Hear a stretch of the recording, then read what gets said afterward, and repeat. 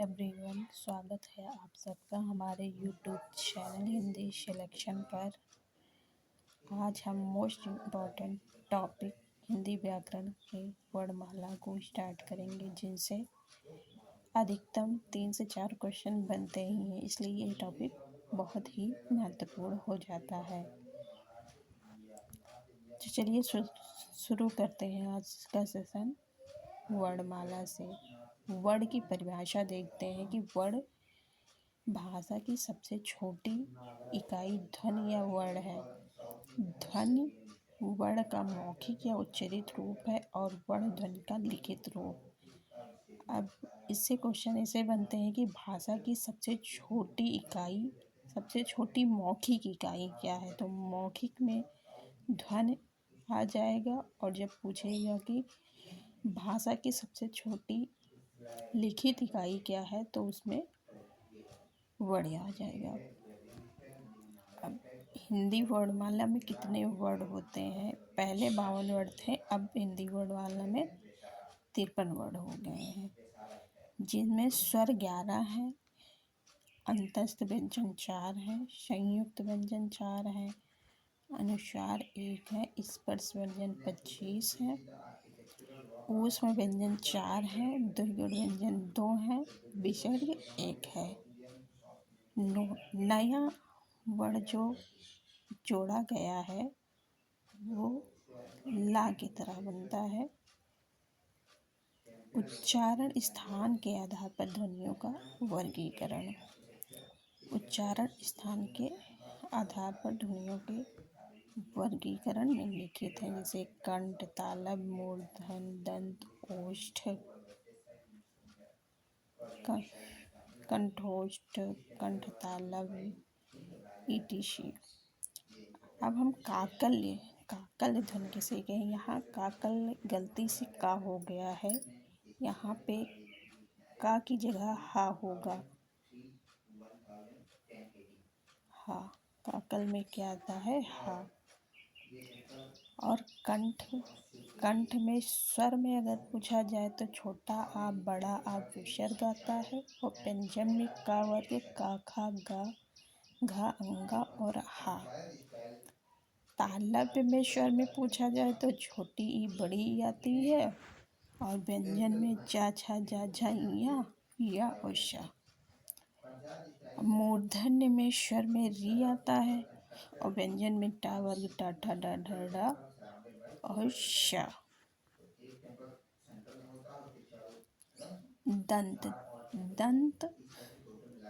दंत में ता वर्ग आता, ता, था, दा, धा, न, श और ला। शपेरा वाला शा यहाँ पे आता है। ओष्ठ में छोटा ऊ और बड़ा ऊ स्वर में आते हैं, जबकि पा वर्ग, पा, फा, बा, भा, बा ये ओष्ठ में आते हैं। अब कंठ तालव्य है। कंठ तालव्य में ए आए आता है, कंठोष्ठ में ओ आओ आता है, दंतोष्ठ में व आता है, वर्ष में न, श, र, ल, ज ये सब अक्षर पूछे जाते हैं। अयोगवाद ध्वनियाँ वे ध्वनियाँ हैं जो ना स्वर है और ना ही व्यंजन। ऐसी दो ध्वनियाँ अनुस्वार और विसर्ग। अब है प्रयत्न अवरोध के आधार पर ध्वनियों के भेद। प्रयत्न और अवरोध के आधार पर ध्वनियाँ दो प्रकार की होती, एक आभ्यंतर और एक बाह्य। आभ्यंतर में स्पर्श व्यंजन 25 है, का वर्ग में का, खा, गा, घा, अंगा, चा वर्ग में चा, छा, जा, झा, इया, टा वर्ग में टा, ठा, डा, ढा, डा, ता वर्ग में ता, था, दा, धा, ना, और पा वर्ग में पा, फा, बा, भा, मा। अंतस्थ व्यंजन, ये अंतस्थ व्यंजन अगर पूछ लिया जाए आंतरिक है या बाह्य, तो ये आंतरिक है। इसमें 11 लावा, ये इसको अर्धस्वर भी कहते हैं, ये 4 होती हैं। ऊष्म व्यंजन श, श, श, ह ये भी चार होते हैं। पाश्विक, पाश्विक में ला आता है, लुंठित और प्रकम्पित में रा आता है।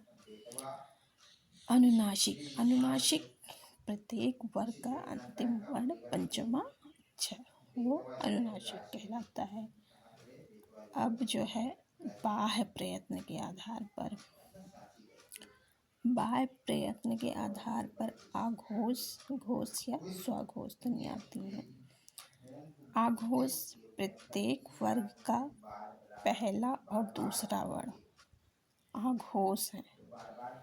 जैसे क, ख, च, छ, ट, ठ, त, थ, प, फ, ये आघोष हैं। आघोष।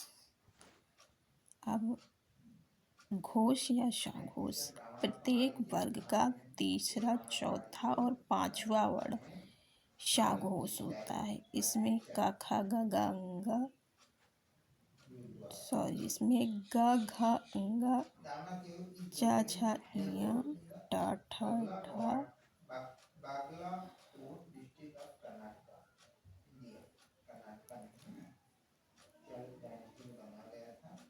द, ध, न, ब, भ, म। फिर से घोष या स्वघोष ध्वनियाँ देख लेते हैं, जिसमें प्रत्येक वर्ग का तीसरा, चौथा और पांचवा वर्ण। इसमें ग, घ, अंग, च, छ, ञ, ड, ढ, ड़, द, ध, न, ब, भ, म।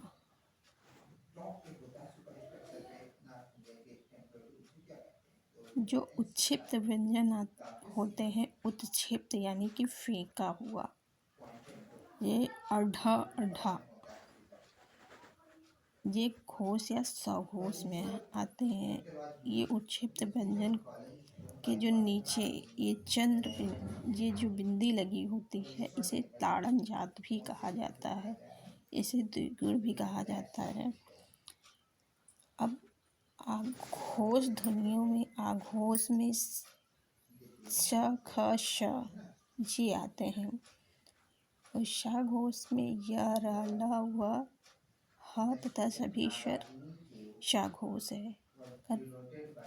पूछा जाए कि सभी स्वर स्वघोष में आते हैं या आघोष में आते हैं, तो अब स्वघोष या घोष में आते हैं। और श, श, ह अगर पूछा जाए कि ये स्वघोष है या आघोष ध्वनि है, तो ये आघोष है। अब अल्प प्राण और महाप्राण, ये भी बाह्य के अंतर्गत आते हैं। अल्प प्राण में उच्चारण में मुख से कम हवा निकले, वो अल्प प्राण होते हैं। और उच्चारण में मुख से अधिक हवा निकले, वो महाप्राण होते हैं। प्रत्येक वर्ग का पहला, तीसरा, पांचवा वर्ण जो है अल्प प्राण है, और प्रत्येक वर्ग का दूसरा और चौथा वर्ण महाप्राण है। जैसे अल्प प्राण में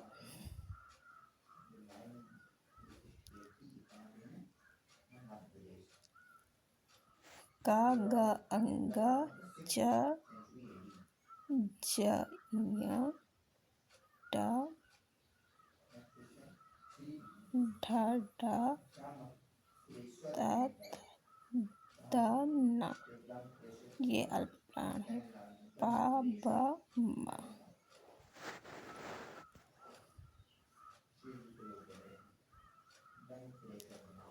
और ढ भी अल्प प्राण है। फिर महाप्राण में दूसरा और चौथा वर्ण आता है। जैसे ख और घ, छ और झ, ढ और ढ, त, ध और ध, फ और भा। जो ऊष्म व्यंजन है, वो महाप्राण में आते हैं। जैसे स, श, ह, श ख श ह। और जो ताड़न जात उच्छिप्त व्यंजन है उसमें अर्धा अल्पप्राण में आता है, अर्धा महाप्राण में आता है। स्वरों का वर्गीकरण। स्वरों का वर्गीकरण सबसे पहले मात्रा या उच्चारण काल के आधार पर स्वरों का वर्गीकरण देखते हैं। ये जो है 3 प्रकार के होते हैं। एक ह्रस्व, दूसरा दीर्घ स्वर, तीसरा प्लुप स्वर। अब देखते हैं कि ह्रस्व स्वर में कौन कौन से स्वर आते हैं। तो छोटा आ, छोटी ई, छोटा ऊ, और दीर्घ में बड़ा आ, बड़ी ई, बड़ा ऊ, ए आए ओ आओ।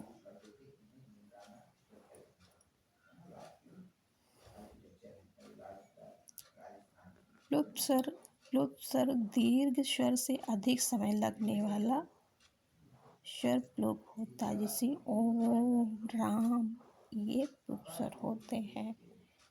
अब जीभ के प्रयोग के आधार पर स्वरों का वर्गीकरण देते हैं। तो जीभ के प्रयोग के आधार पर भी 3 प्रकार के होता है: अग्र, मध्य और पश्च स्वर। अब देखते हैं अग्र स्वर में कौन कौन से स्वर आते हैं। तो छोटी ई, बड़ी ई, ए आए, मध्य में छोटा आ, पश्च में बड़ा आ, बड़ा ऊ, छोटा ऊ, ओ और आओ।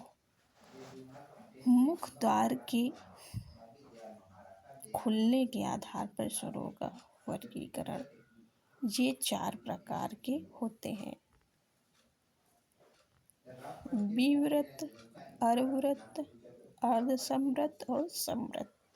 मुख द्वार के खुलने के आधार पर स्वर कितने होते हैं? 4: विवृत, अर्धवृत, अर्धसंवृत और संवृत।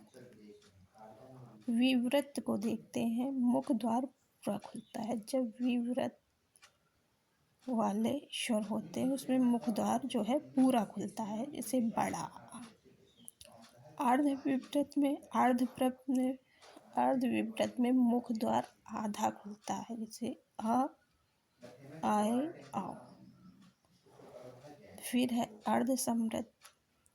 अर्धसंवृत में मुंह द्वार जो है आधा बंद रहता है, इसमें खुलता नहीं है, इसमें आधा मुंह बंद रहता है, जैसे ए ओ।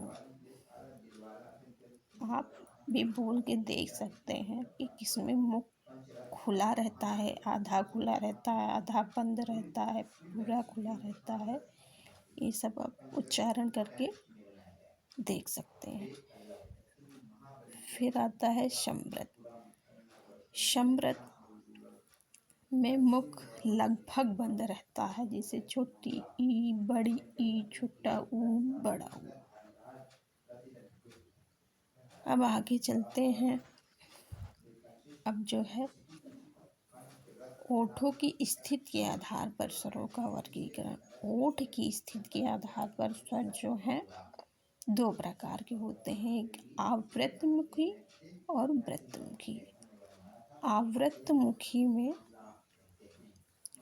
ओठ गोलाकार नहीं होते, कर लिखा है, यहाँ कार होगा, बड़ा की मात्रा होगी। और इसमें आवृतमुखी में छोटा आ, बड़ा आ, छोटी ई, बड़ी ई, ए आए होता है। व्रतमुखी में ओठ जो है गोलाकार हो जाते हैं, छोटा ऊ, बड़ा ऊ, ओ आओ, औ। ये अंग्रेजी से लिया गया है। अब 5वां है जो है हवा के नाक व मुख के आधार पर वर्गीकरण।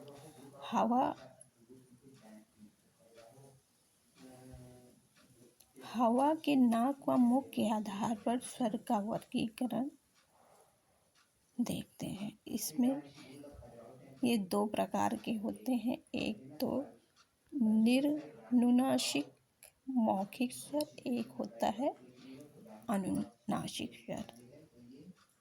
निर्नुनासिक मौखिक स्वर, इसमें केवल मुख का प्रयोग होता है ई, जबकि अनुनासिक स्वर में मुख और नाक दोनों से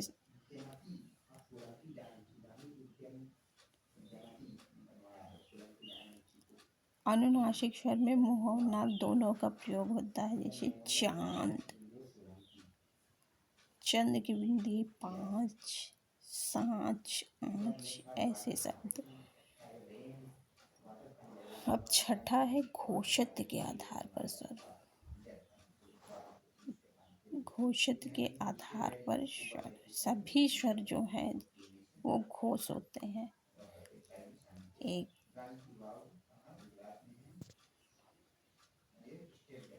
आगे चलते हैं प्राणत्व के आधार पर, जैसे अभी हमने ऊपर पढ़ा है कि अल्प प्राण, महाप्राण, वही स्वर जो है, सभी स्वर कैसे होते हैं, अल्प प्राण होते हैं। नोट है उच्चारण स्थानों की संख्या। अभी यहाँ से मोस्ट इम्पॉर्टेंट टॉपिक स्टार्ट होता है। उच्चारण स्थानों की संख्या कितनी है, पूछी जाती है कि उच्चारण स्थानों की संख्या कितनी है, तो वो 6 हैं। 6 कैसे हैं? कंठ, कंठ, तालु, मूर्धा, दंत, ओष्ठ, नासिका। अब आगे चलते हैं। संयुक्त स्वरों की संख्या पूछी जाती है कि संयुक्त स्वरों की संख्या कितनी होती है, तो वो 4 होती हैं। वो कौन कौन सी हैं? ए, आए, ओ, आओ। फिर है जिन स्वरों का उच्चारण नाक और मुंह से, अगला पॉइंट है कि जिन स्वरों का उच्चारण नाक और मुंह से होता है वो अनुनासिक कहलाते हैं। अनुनासिक में चंद की बिंदी आती है, जैसे आँख, चांद, ये सब अनुनासिक है। अगला पॉइंट देखते हैं कि स्वर के बाद आने वाला व्यंजन जिसकी ध्वनि नाक से निकलती है वो अनुस्वार कहलाता है। जैसे जिसमें चंद जैसे बिंदी रखी होती है, कंचन, चंचल, अन की बिंदी होती है, जिसमें वो जो है अनुस्वार कहलाता है। अगला पॉइंट है केवल मुख से बोले जाने वाले स्वर शास्वर या निरुनासिक होते हैं। अब इसमें बड़ा कंफ्यूजन है कि नाक और मुंह से कौन सा बोला जाता है और केवल मुंह से, केवल नाक से कौन है। तो नाक और मुंह, नाक प्लस मुंह से जो होता है वो अनुनासिक। अनुनासिक में चंद की बिंदी होती है। और जो है अनुस्वार है, अनुस्वार में अन की बिंदी होती है। और निर्नासिक जो है, जो मुंह से केवल बोला जाता है, इसमें जैसे कि इधर, उधर, ये सब शब्द आते हैं। अगला पॉइंट है कि योग न होने पर भी जो साथ रहे, योग न होने पर भी जो साथ रहे अयोगवा से अयोगा कहते हैं। फिर अगला पॉइंट है वायु प्रक्षेप की दृष्टि से व्यंजनों की संख्या। वायु प्रक्षेप जैसे इसमें कम हवा निकलती है, ज़्यादा हवा निकलती है, ये 2 प्रकार के होते हैं, अल्प प्राण और महाप्राण। अगला पॉइंट है कि नाद दृष्टि से व्यंजनों की संख्या, ये भी 2 होती है, आघोष और साघोष। फिर अगला पॉइंट है कि भाषा की सबसे छोटी मौखिक इकाई, अभी ऊपर हम बताए हैं कि भाषा की सबसे छोटी मौखिक इकाई वो ध्वनि है, और जो है भाषा की सबसे छोटी लिखित इकाई, अगर लिखित इकाई पूछा जाए तो वो वर्ड है। फिर अगला पॉइंट है कि भाषा की सबसे छोटी इकाई, अब इसी में कन्फ्यूजन पैदा हो जाता है कि भाषा की सबसे छोटी इकाई वर्ड है। अगर भाषा की सबसे छोटी इकाई पूछा जाए लिखित मौखिक छोड़ के तो वर्ड ही बताना है। अगर मौखिक पूछा जाए तो ध्वनि और लिखित पूछा जाए तो वर्ड।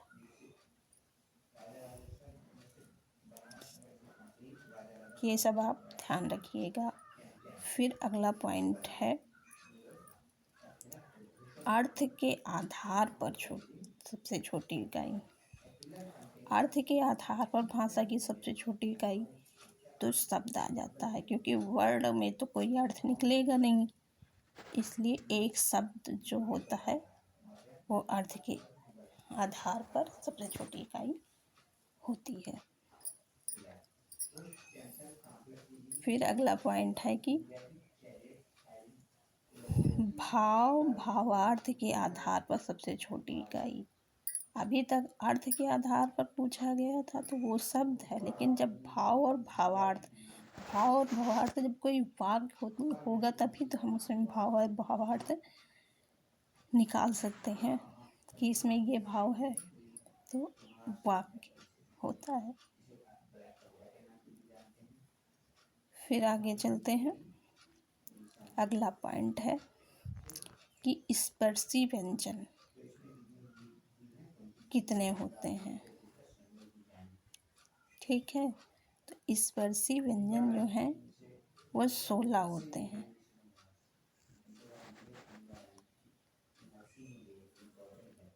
वो कौन कौन से होते हैं?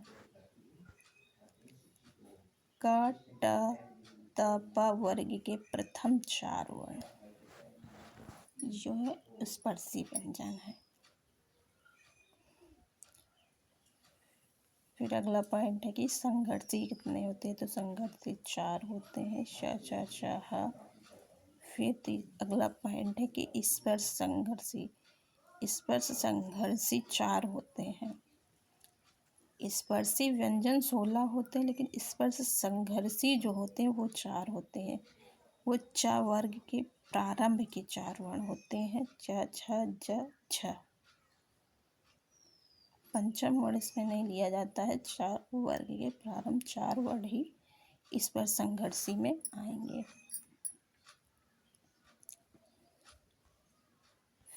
फिर अगला है नासिक सबको पता है कि ये 5 होते हैं, सभी वर्गों के पंचमाक्षर। फिर अगला पॉइंट है संघर्षहीन ये 2 होते हैं, या और वा। ये अर्धस्वर इन्हें भी कहा जाता है। फिर अगला पॉइंट है प्रकंपित एक होता है रा, पार्श्विक एक होता है ला, ये सब हम ऊपर देख चुके हैं। ताड़न जात जो है उक्षिप्त व्यंजन होते हैं, उसके जो नीचे ये चंद्र बिंदी लगी है इसे ताड़न जात चिन्ह कहा जाता है। आज का लेक्चर यहीं तक, अगला लेक्चर हम कल देखेंगे। Thank you so much.